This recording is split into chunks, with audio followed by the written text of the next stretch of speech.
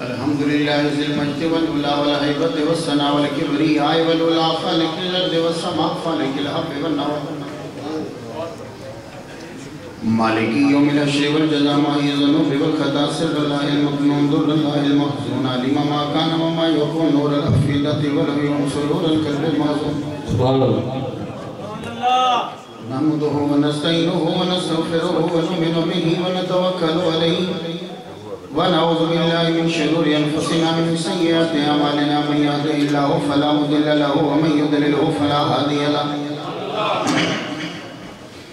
ولا ند له ولا زد له ولا والد له ولا ولد له ولا ولد جلد جسد يسوب سهو وليد له ولا وسيم جسيم رزيم نزيم نازم منازم لا ولا مناظر له ولا منازم له ولا مقابل له ولا مساوي له ولا جسيم جسم جسم جسم لا ولا قسيم قسم قسم قسم لا ولا فريق فرق فرق لا ولا مثيل مثل مثال لا ونشهد أن لا إله إلا الله وأن ربوبيته وملوكيته وملكه وملكه وشمسه وقمره وأرضه وسمكه وسماء وحده مورى ومبرى ومنزه ومولى بالجلال وحده من يشرك به في ذاته وعداته وحياته وصفاته ولغانه وكلامه متفردا متفكرا متنورا متنصرا وعليه اللعنة والوبال ونشهد أن سيدنا ومولانا وحبيبنا وحبيب ربنا وطبيبنا وطبيب قلوبنا ورؤوفنا ورحيمنا وعوننا ومعيننا وعيننا وعياننا وملجانا وموانا ومولانا محمدا صل على محمد وعلى آل محمد صل على آل محمد صل على قال محمد صل على منال محمد صل على جمال محمد صل على جلال محمد صل على قبال محمد صل على معال محمد صل على نوال محمد صل على نقل فضل وصل اصل محمد صل على بیان قرآن فرقان عثمان ابن عفان محمد صل على جفون جفان محمد صل على محمد وعلى آل محمد كما صليت على إبراهيم وعلى آل إبراهيم إنك حميد مجيد أعوذ بالله السميع العليم العظيم الحفيظ بوجه الكريم وسلطانه القديم من الرجس الخبيث المخبث الشيطان اللعين الرجيم وقبيله ونفخه ونفسه وهمزه بسم الله الرحمن الرحيم ولا تقولوا لمن يقتل في سبيل الله أموات صدق الله مولانا العلي العظيم وبلغنا رسوله النبي الكريم ونحن على ذلك لمن الشاهدين والشاكرين والحمد لله رب العالمين إن الله وملائكته يصلون على النبي يا أيها الذين آمنوا صلوا عليه وسلموا تسليما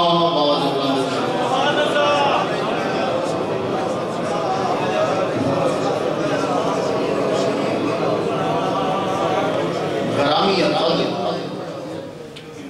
واجب الاحترام بزرگوں نوجوان بھائیوں اور جناب مفتی پاکستان علامہ محمد اقبال چشتی صاحب قائد ملت اسلامیہ حافظ محمد صابر صاحب سید صفدر حسین شاہ صاحب مولانا علامہ غفران علی صدیقی صاحب مولانا حافظ محمد بشارت شازی صاحب حضرت علامہ قاری غلام رسول صاحب قاری سیف النبی صاحب حضرت علامہ شہباز احمد چشتی صاحب میاں غلام حیدر صاحب سید ضمیر حسین چشتی اجمیری صوفی مشتاق احمد صاحب قاری بشیر رضوی صاحب سید زیدی شاہ صاحب اور جتنے لوگ سماعت کر رہے ہیں اللہ تبارک و تعالی جل شانہ کا لاکھ لاکھ شکر ہے کہ جس نے ہمیں اشرف المخلوقات انسان پیدا فرمایا اشرف المخلوقات انسان پیدا فرما کے اپنے پیارے محبوب طالب و مطلوب آقا نامدار مدنی تاجدار عرب و عجم فخر بنی آدم ہادی و سبب الخیر الرسول احمد مصطفیٰ محمد مصطفیٰ صلی اللہ علیہ وسلم کی امت سے پیدا فرمایا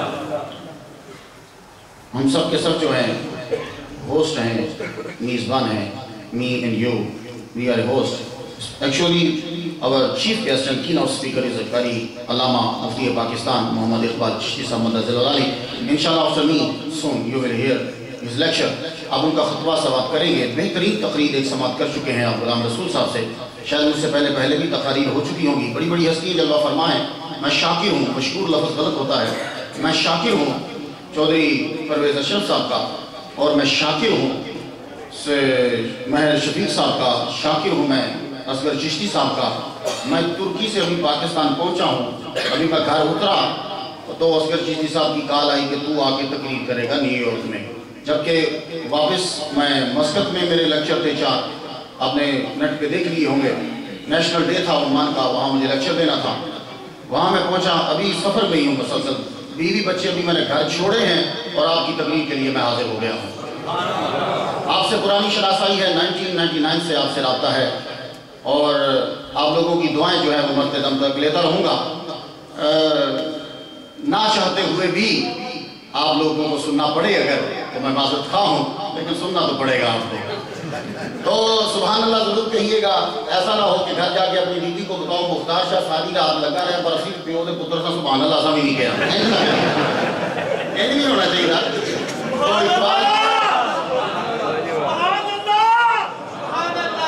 اور اقبال چشتی صاحب کا تقریر سننے کے لیے آپ کو جینون کان چاہیے, مضبوط ہوش چاہیے, اور آپ کو ہوشیار رہنا ہے, تب ان کی تقریر آپ سماعت کر سکیں گے. تو وہ زبردست نکتہ داں ہیں, بہترین نکات آپ کو سنائیں گے. میں تو ذرا جو ڈیوٹی لگی ہے ذرا سماعت کیجیے آپ. خدا قرآن مجید میں یہ کہتا ہے کہ تم جو اللہ کی راہ میں قتل کر دیے جائیں ان کو مردان نہ کہو. ڈونٹ سے, مردان نہ کہو. who are the slain in the way of Allah, اللہ کی راہ میں جو قتل کر دیا جاتا ہے اس کو مردان نہ کہو. تو کیا کہیں, پورے قرآن میں نہیں ہے. یہ تو کہہ دیا کہ مردہ نہ کہو, تو کیا کہیں پورے قرآن میں نہیں ہے. تو پتہ چلا کہ تنہا قرآن کافی نہیں جب تک محمد کی حدیث نہ ہو. جب تو نے کہہ دیا کہ نہ کہو تو پھر کیا کہیں, کچھ تو کہیں گے, کوئی تو نام ہوگا. کہا نہ کہو مردہ. تو اب ہم پڑھتے پہنچے ابن ماجہ شریف میں. ابن ماجہ میں جا کے پتا چلا کہ جو شخص رب کی راہ میں قتل کر دیا جائے فاہو شہید, اس کا نام شہید ہے. تو مردہ نہ کہو. اور ذرا سننا, اور سے سننا, بڑی سماعت, ایک ایک نکتہ. شہید دنیا میں ایسا ورڈ ہے کہ جس کا متبادل سملر ورڈ ہی نہیں ہے. ہماری عربی کا سب سے بڑا دشمن, ہماری اردو کا سب سے بڑا دشمن ہندو ہے. ہندو باوجود اس بات کے کہ اردو کا دشمن, عربی کا دشمن, لیکن اس کو بھی شہید کا متبادل نہیں ملا. جب بھی بولا تو یہ بولا گنڈا سنگھ شہید ہو گیا, گنڈا سنگھ مرتد ہو گیا, مر گیا, واصل جہنم ہو گیا, شہید نہیں ہوا. لیکن اس کے پاس بھی اپنے لوگوں کے لیے لفظ نہیں ہے, وہی لفظ دینا پڑا جو محمد مصطفیٰ کی زبان سے نکلا. بلا تقولو نہ کہو, تو کیا نہیں کہتے, چل جالا نہیں کہتے, لیکن ہے تو صحیح نہ. دھیان سے سمجھ کیجئے گا. ولا تقولو کہو مت, ٹھیک ہے یالا کہتے نہیں, لیکن ہے تو مردہ نہ. واحد فقہ میں یہ مسئلہ ہے, توجہ سے, فقہ میں واحد یہ مسئلہ ہے کہ ولا تقولو کہا کہ مت کہو, لیکن کچھ چیزیں ایسی ہیں کہ سوچ لی جائیں تو شریعت میں بھی اس پر جرم سزا عائد نہیں ہوتی. تم نے دماغ میں کوئی بھی جرم سوچا تو سزا نہیں ملے گی جب تک کہ وہ ایکشن میں نہ آ جائے. یہ واحد شہید کا مرتبہ ایسا ہے کہ کہا ولا تقولو, کہو مت, زیادہ کہتے نہیں, ہے تو صحیح, سوچ لیتے ہیں. کہا ولا تحسبن الذی, سوچنے کا بھی پابندی ہے. ولا تحسبن الذین قتلوا, تم شہید کو مردہ سوچ بھی نہیں سکتے. یہ واحد مسئلہ ہے کہ تمہارے سوچنے پر بھی پابندی ہے. یہ دماغ میں یہ بھی نہیں سوچنا کہ یہ مردہ ہے. شہید ٹھیک ہے یا اللہ ہم کہتے نہیں, لیکن ہے تو صحیح.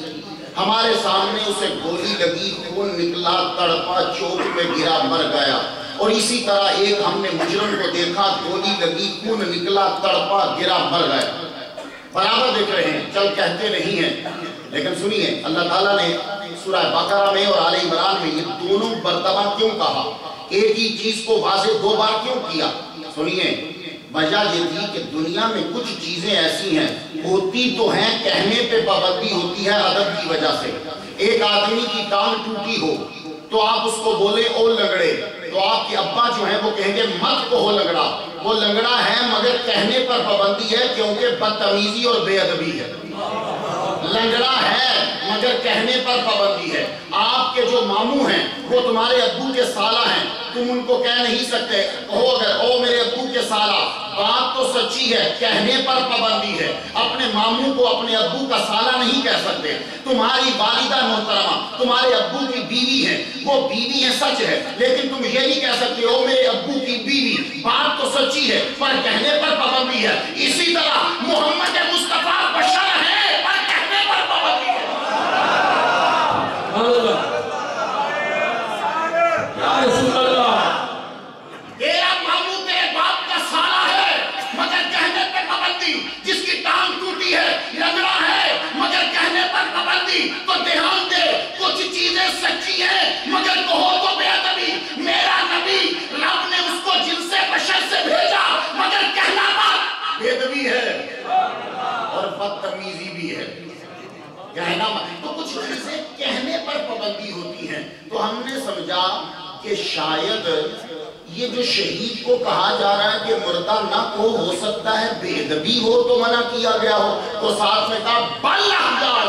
اب بل مجھے جانا نہیں کہ بل کرتا کیا ہے، کہا بل احیاء۔ نہیں، اس وجہ سے نہیں کہہ رہا کہ بے ادبی ہوگی، بل احیاء، وہ حقیقت میں زندہ ہے، وہ حقیقت میں ہی زندہ ہے، یہ بات یاد رکھیے۔ لیکن یا اللہ تو زندہ کیسے ہے؟ کہا بات ختم، سوال مت کرو، کوشچن مت کرو، اس لیے کہ میں تمہیں بتاؤں تم سمجھ نہیں پاؤ گے، تمہارے اندر وہ بھی سینس نہیں کہ جو سینس جانوروں کے اندر ہوتا ہے سمجھنے کا۔ اس مسئلے کو سمجھنے کے لیے اتنی بھی صلاحیت تمہارے اندر نہیں ہے۔ میں بڑی تیزی سے بات کر رہا ہوں، آپ کو بھی سمجھتے جائیے گا، مجھے کسی مقام پہ پہنچنا ہے۔ تو مت کہو جو اللہ کی راہ میں قتل کر دیا جائے اسے مردہ، مت کہو وہ زندہ ہے۔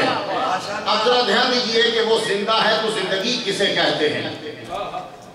زندگی اگر اس فلسفے کو تو سمجھ جاتے تو آج کبھی نہ کہتے کہ نعوذ باللہ حضور دنیا سے چلے گئے مر گئے، نعوذ باللہ نقل کفر نباشت۔ اصل میں کسی بندے کو زندگی کی ڈیفینیشن نہیں آئی۔ میں نے ایک صاحب سے پوچھا زندگی کسے کہتے ہیں؟ کہنے لگے روح جسم میں ہو تو زندگی ہے، جسم سے نکل جائے تو اسے مردہ کہتے ہیں۔ میں نے کہا اچھا آپ نے آیت الکرسی پڑھی ہے؟ کہنے لگے ہاں۔ میں نے کہا پھر پڑھی ہے، اللہ لا الہ الا هو الحی القیوم، اللہ زندہ ہے۔ اب یہ ڈیفینیشن تو لگا اللہ پہ، حی وہ زندہ ہے، کیا اس کے جسم میں روح ہے؟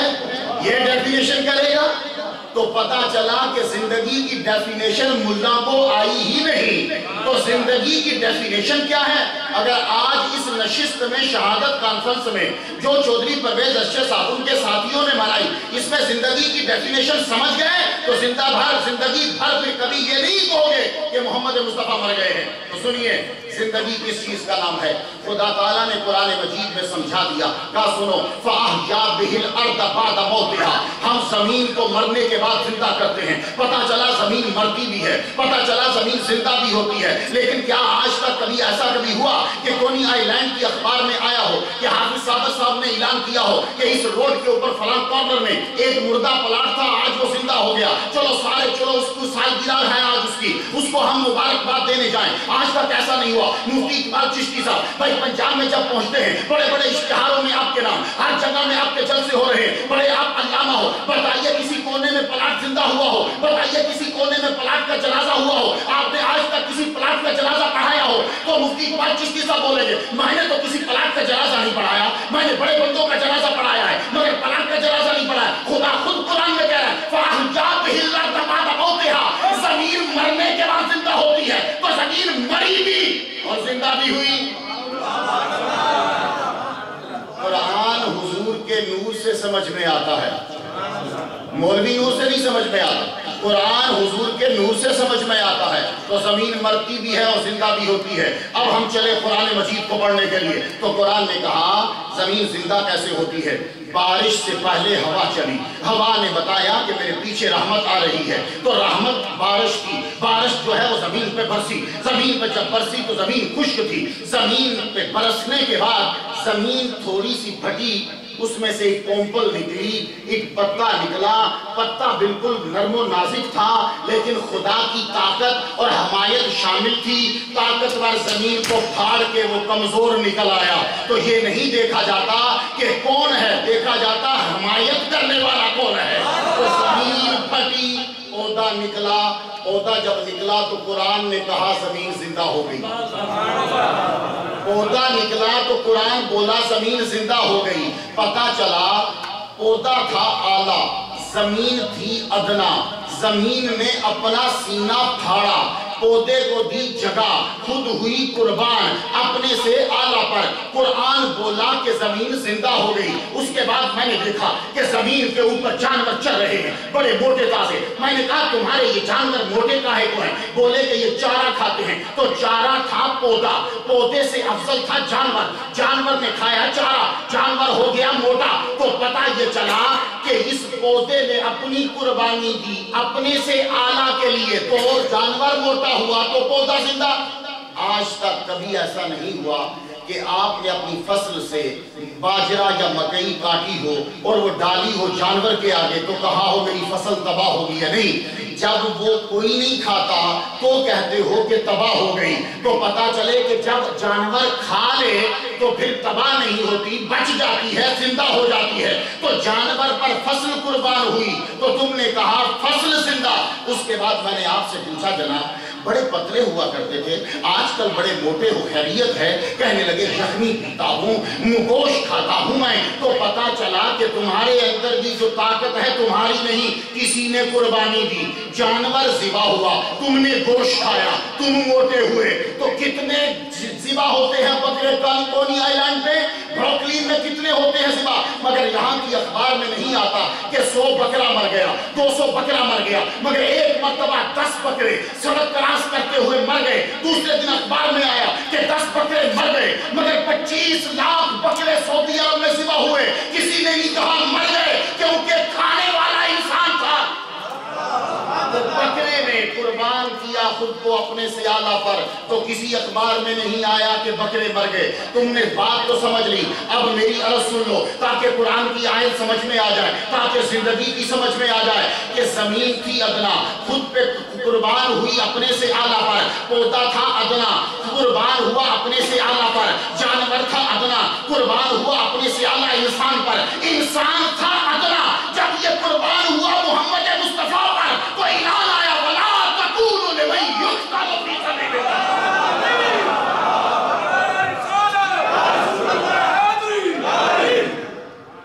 جو اللہ کی راہ میں جس نے گردن کٹا دی ہے اسے مردہ مت کہو، زندہ ہے.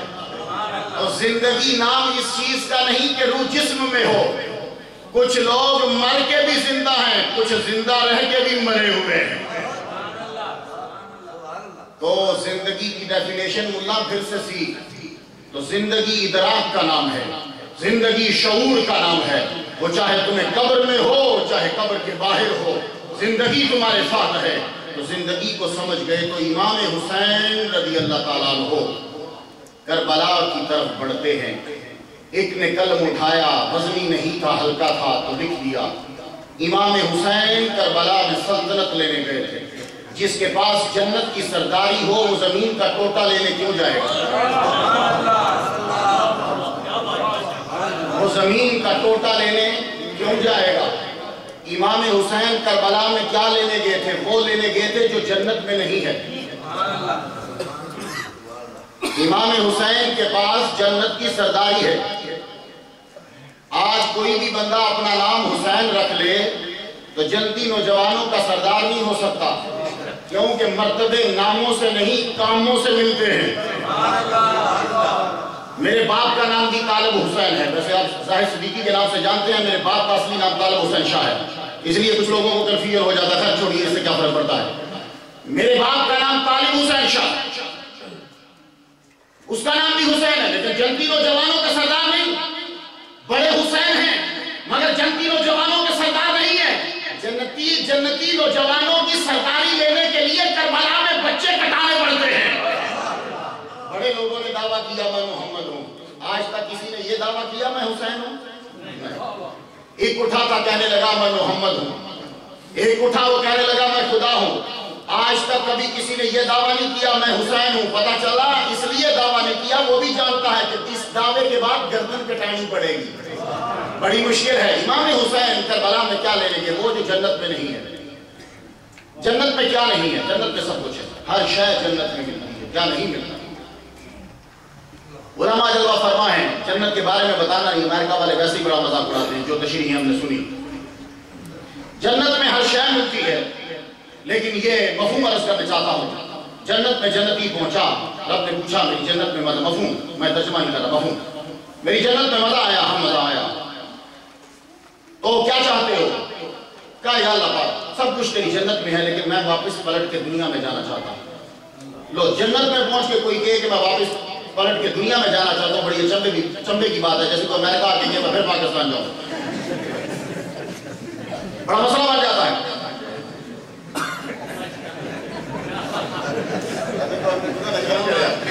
اچھا تو جنت میں پہنچ کے کوئی یہ کہے کہ میں واپس پھر جاؤں دنیا میں، تو صرف ایک ہستی ملے گی کہ جو جنت میں کھڑی ہو کے یہ کہے کہ مجھے یا اللہ واپس دنیا میں دوبارہ بھیج۔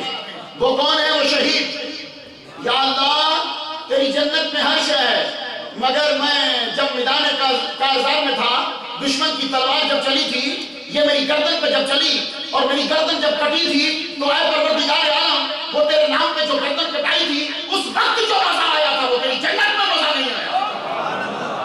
تو آج کے بعد کوئی پوچھے کہ حسین کربلا میں کیا لے لیں گے، فوراً بول وہ لے لیں گے جو جنت میں لے گیا۔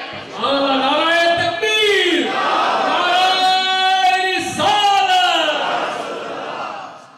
امام حسین، حسینیت ایک سسٹم کا نام ہے۔ حسینیت غلام رسول صاحب کی تدریس سماعت کیا میں انگلش میں۔ حسینیت ایک سسٹم کا نام ہے۔ امام حسین چاہتے یزید کو مروا دیتے، بندہ مروانا کون سا مشکل ہے، پر یزید مرتا۔ امام حسین نے یزید نہیں مارا، یزیدیت مارا۔ کہا یہ تم مر جائے گا ابھی کچھ عرصے کے بعد مر جائے گا، اس کو چھوڑو، یزیدیت مار دو۔ حسینیت سسٹم کا نام ہے۔ حسینیت نام ہے توحید کے پرچار کا، حسینیت نام ہے عزت کا وقار کا، حسینیت نام ہے شجاعت کا وفا کا، حسینیت نام ہے سخاوت کا عطا کا، حسینیت نام ہے ریاضت کا ہدا کا، حسینیت بنائے کلمہ ہے، حسینیت نام ہے یزیدیت کی فنا کا۔ حسینیت ایک سسٹم ہے، اور یاد رکھنا کہیں لیکچر دے رہا تھا کہ 21ویں صدی میں بہت سے پرابلم ہیں، تین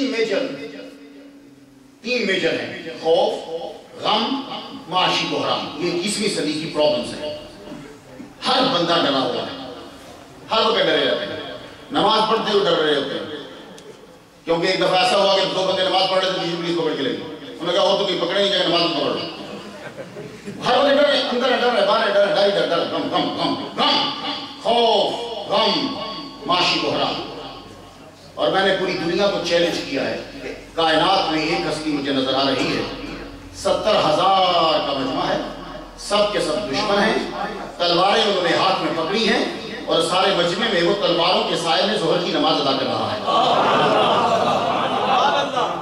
تو 21ویں صدی کا حل اگر کسی کے پاس ہے تو وہ حسین ہے، امام حسین رضی اللہ تعالیٰ عنہ۔ میں خود لیکچر پہلی دفعہ پورا لیکچر مفتی اقبال چشتی صاحب کا سماعت کروں گا، ویسے میں ایک کلپ کہیں سنا اور ماشاءاللہ مشہوری تعریف ان کی بہت سنی ہے، تو میں اس لیے وائنڈ اپ کرنا چاہتا ہوں لیکچر، بڑی تیزی سے سماعت کیجیے۔ امام حسین رضی اللہ تعالیٰ عنہ 5 جون کو پیدا ہوئے، 5 جون کو پیدا ہوئے، محمد صلی اللہ علیہ وآلہ وسلم نے ان کی ولادت کی خبر پہلے سے دی۔ یہ مشکات میں ہے، حضور نے فرما دیا تھا کہ میری بیٹی کے یہاں بیٹا ہوگا، اپنی چچی سے کہہ رہے ہیں اور تو اسے اپنی گود میں لے گا۔ میرے نبی صلی اللہ علیہ وسلم کو بتلایا گیا، حضور صلی اللہ علیہ وسلم تشریف لائے، آپ نے ان کے کان میں اذان کہی۔ اس میں اختلاف ہے، فتاوی رضویہ کی والیوم 5 میں ایک حوالہ ہے، شاہ احمد رضا بریلوی رحمہ اللہ تعالیٰ نے کہا ہے کہ حضور صلی اللہ علیہ وسلم نے سفر میں بھی ایک مرتبہ اذان دی ہے، تو it means that محمد صلی اللہ علیہ وسلم said اذان 2 times in his lifetime۔ اس کا مطلب یہ ہو کہ حضور نے 2 مرتبہ اذان دی ہے، ایک مرتبہ جرنی میں، ایک مرتبہ انتقال میں۔ خیر ایک جگہ امام حسن پر اختلاف کہا نہیں ہے، خیر محمد صلی اللہ علیہ وآلہ وسلم نے اذان دی، امام حسین رضی اللہ تعالیٰ عنہ کے گلے کو چوما۔ میں بڑی تیزی کے ساتھ آگے جانا چاہتا ہوں، اور حضور صلی اللہ علیہ وسلم نے آپ کی ظاہری زندگی بچپن ہی میں آپ کی شہادت کی خبر دی۔ امام حسین کے گلے کو محمد صلی اللہ علیہ وسلم چوم رہے ہیں، بوسوں کی بارش، امام حسین کے گلے پہ بوسوں کی بارش۔ ایک مرتبہ میں نے تاریخ اٹھائی، میں نے دیکھا کہ ایک بندے کو مار دیا گیا۔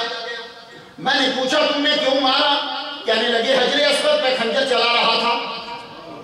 شاید تاریخ یاد آ گیا، میرا ایک لیکچر ہے پورا حجر اسود کے اوپر، میں نے بتایا کس کس مرتبہ اس پہ خنجر چلائے گئے۔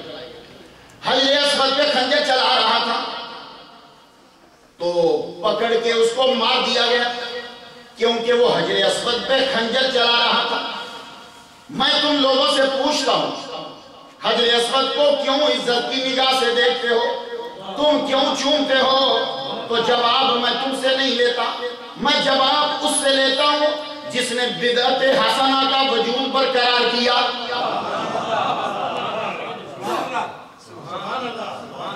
جو بدعت حسنہ کا بانی ہے۔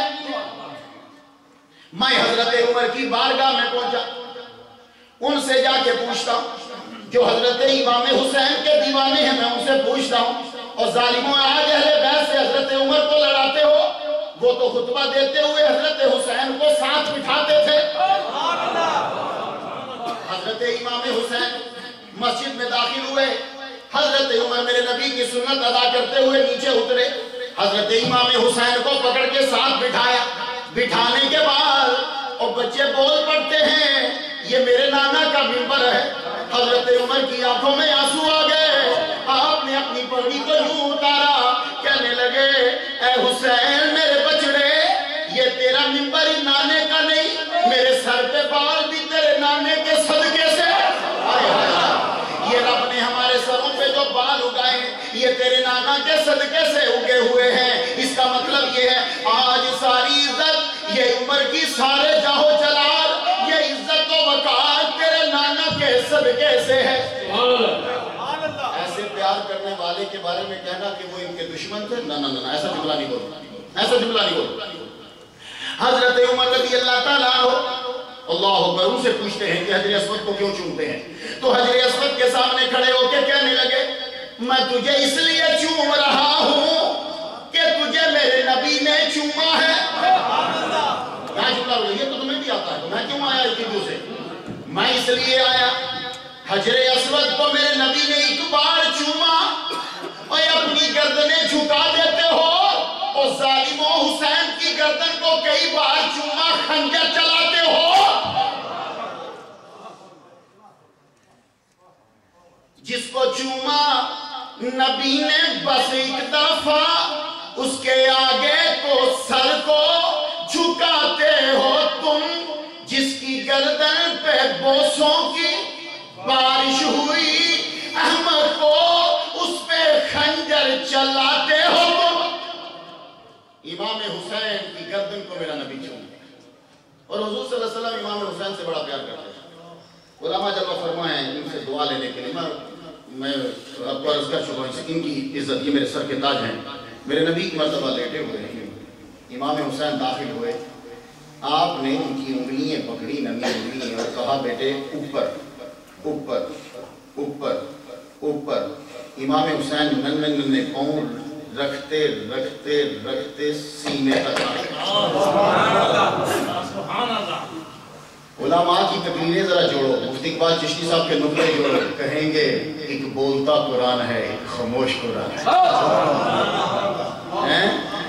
یہ شخص جب بولتا ہے تو ایمان کے در و دیوار ہلا کے رکھ دیتا ہے۔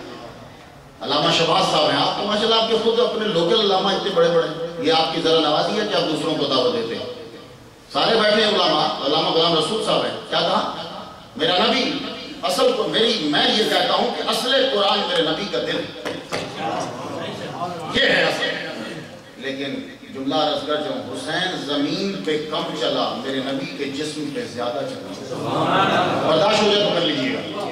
میرے نبی کے جسم اطہر پر پاؤں رکھا، اور اوپر اور اوپر اور اوپر اور اوپر، اللہ اکبر جل شان۔ ایک دن حضور صلی اللہ علیہ وسلم بی بی فاطمہ الزہرا رضی اللہ تعالیٰ عنہ کے گھر کے قریب سے گزر رہے تو رونے کی آواز آئی، میرا نبی رک گیا۔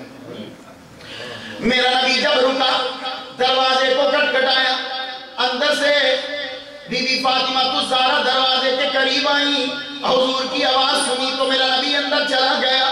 پوچھنے لگے بیٹی رونے کی آواز کس کی آ رہی تھی؟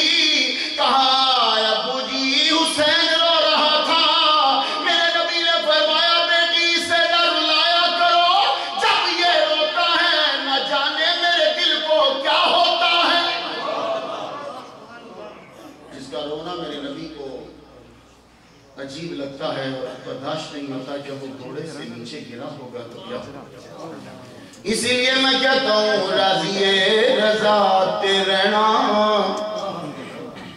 بڑا ہی محال ہے، چکے آئے بھار بھارا فاطمہ دلال، داستان عجیب یارو حق دے امام دی، فاطمہ دلال علی شاہ اکرام دی، گود نبی پاک دیتے نیزے تے وصالے، چکے آئے بھار بھارا فاطمہ دلال، بدلے زمانے لکھا۔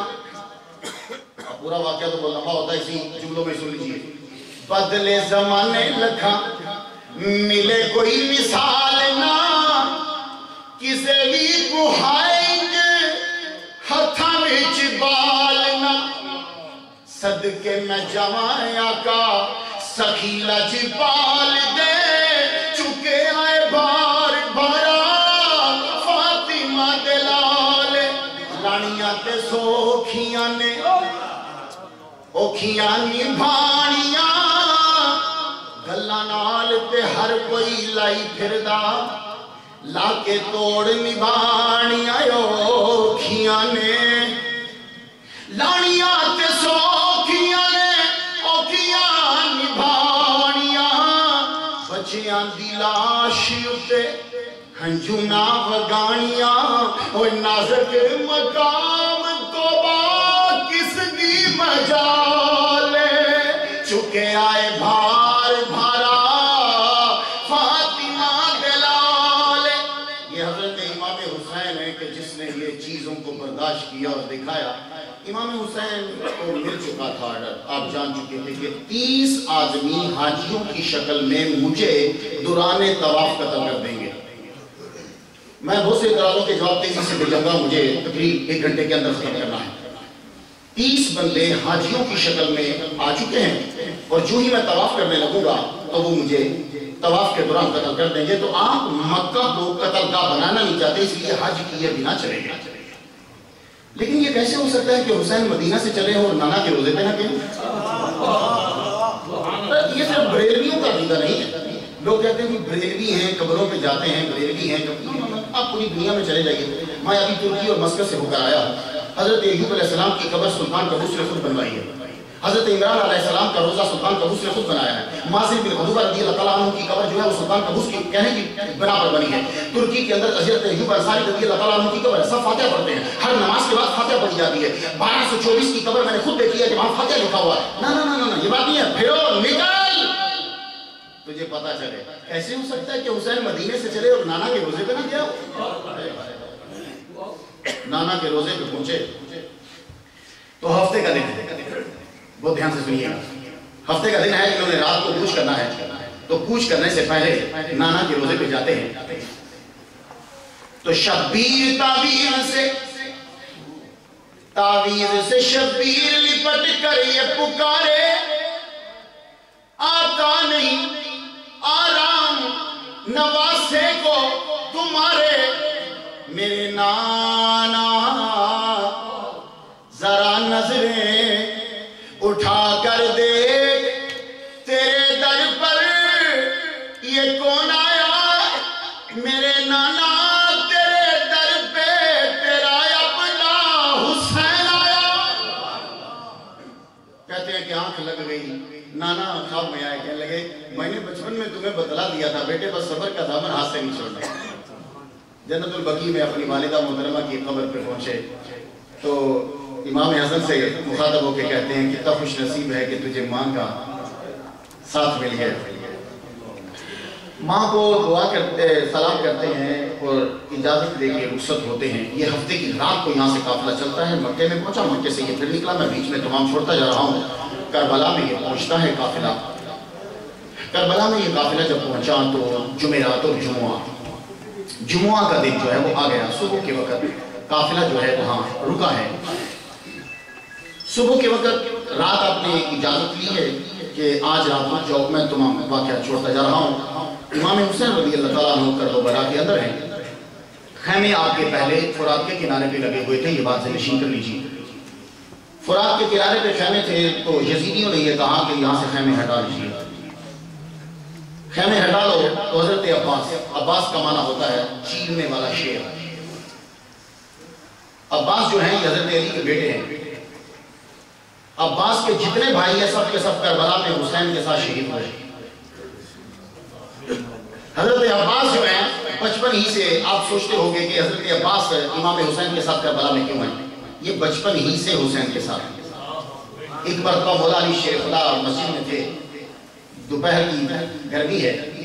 امام حسین کو پیاس لگی تو مولا علی شیر خدا نے یوں حسین کی جانب دیکھا تو عباس اپنے ابا کی نظر کو پہچان گیا کہ علی اس لیے دیکھ رہے ہیں ابا حسین کی جانب کہ حسین کو پیاس لگی ہے. حضرت عباس دوڑتے ہوئے گھر گئے. گھر جا کے ماں سے کہا مجھے پانی دے دو, حسین کو پیاس لگی ہے. پانی کا پیالہ, وہ پانی کا برتن لیا, سر پہ رکھا, چھوٹے سے سر پہ رکھا اور دوڑتے ہوئے آئے.